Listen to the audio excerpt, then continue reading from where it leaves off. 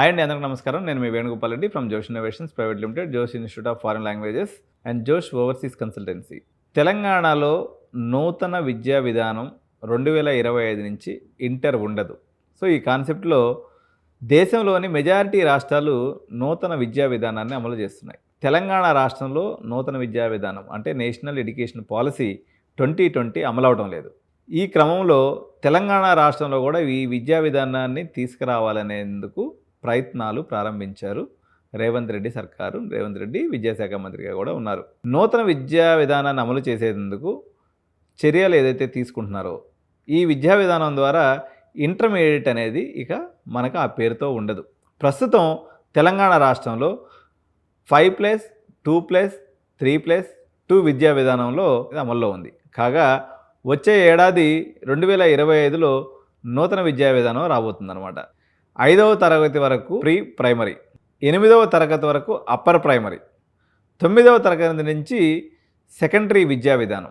మొదటి 5 సంవత్సరాలు anganwadi pre school, 3 ఏళ్ళు అంటే అంగన్వాడీలో ఏమేమి ఉంటాయి మనకి?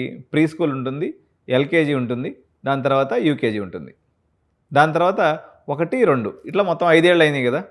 అంటే 5 ఇయర్స్ ఫస్ట్ ఎడ్యుకేషన్. అంగన్వాడీతో ఫస్ట్ స్టార్ట్ అయ్యేటువంటి దాంట్లో ఇంతవరకు ఏంటంటే ప్రభుత్వ విద్యా విధానంలో మనకి ప్రీ స్కూల్ అనేటువంటి కాన్సెప్ట్ లేదు. దీనివల్ల ఏంటంటే ప్రైవేటు విద్యా సంస్థలు బాగా దోచుకున్నాయన్నమాట. సో ఇందుకని ప్రభుత్వ విద్యా విధానంలోనే అంగన్వాడీల ద్వారా ఈ ప్రీ స్కూల్ అనేటువంటి కాన్సెప్ట్ పెట్టారు. ఈ ప్రీ స్కూల్లో పిల్లలు ఎన్ని ఏళ్ళు చదువుతారండి? మొత్తం 3 ఏళ్ళు చదువుతారు. 3 ఏళ్ళలో 1 సంవత్సరం ప్రీ స్కూల్ అని, ఇంకో సంవత్సరం ఎల్కేజీ అని, ఇంకో సంవత్సరం యూకేజీ అని, ఇట్లా 3 ఏళ్ళు వాళ్ళకి గడిచిపోతుంది.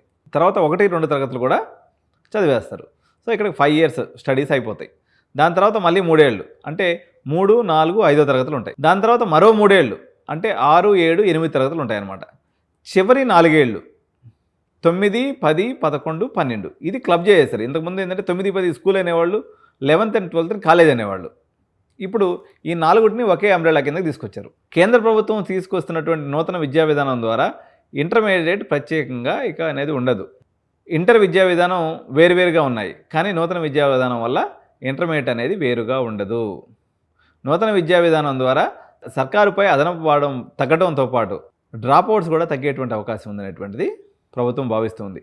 వచ్చే ఏడాది నుంచి ఈ విద్యా విధానాన్ని అమలు చేస్తున్నట్లు వాళ్ళు చెప్తున్నారు. కానీ నారాయణ, శ్రీ చైతన్య కార్పొరేట్స్, అదేవిధంగా ఎస్ఆర్ ఏదైతే ఈ అనేక రకాలైనటువంటి కార్పొరేట్ వ్యవస్థలు ఉన్నాయో రేవంత్ అన్న దూకుడికి కళ్ళెం వేసి మళ్ళీ పాత విధానాన్ని తీసుకొచ్చేదానికి వీళ్ళు. ఎందుకంటే నా అనుభవంలో 96, 97లో నా ఇంటర్మీడియట్ నాది. అప్పుడు ఇంటర్మీడియట్ కాలేజెస్కి ల్యాబ్స్కి జంబ్లింగ్ సిస్టమ్ పెడతామని చెప్పి గవర్నమెంట్ అనౌన్స్ చేస్తుండేది అనమాట. ఎప్పటికప్పుడు కొత్త చీఫ్ మినిస్టర్ వచ్చినప్పుడల్లా మేము జంబ్లింగ్ చేస్తామని చెప్పేవాళ్ళు. అప్పటి నుంచి ఇప్పటి వరకు కూడా నాకు తెలిసి జంబ్లింగ్ సిస్టమ్ లేదు. కాపీ కొట్టుకోవాలా, ల్యాబ్ మార్క్స్ వేయించుకోవాలా. ఆ చిన్న పాలసీని తీసుకురావడానికే 30 ఏళ్ళు పట్టింది. అట్లాంటిది ఇంటర్మీడియట్ వాళ్ళ నోట్లో మట్టి కొట్టి వాళ్ళు ఎన్ని కొత్తవి తీసుకొస్తారంటే వాళ్ళు ఆమోదిస్తారా, లేకపోతే వాళ్ళు లాబింగ్ చేయరా?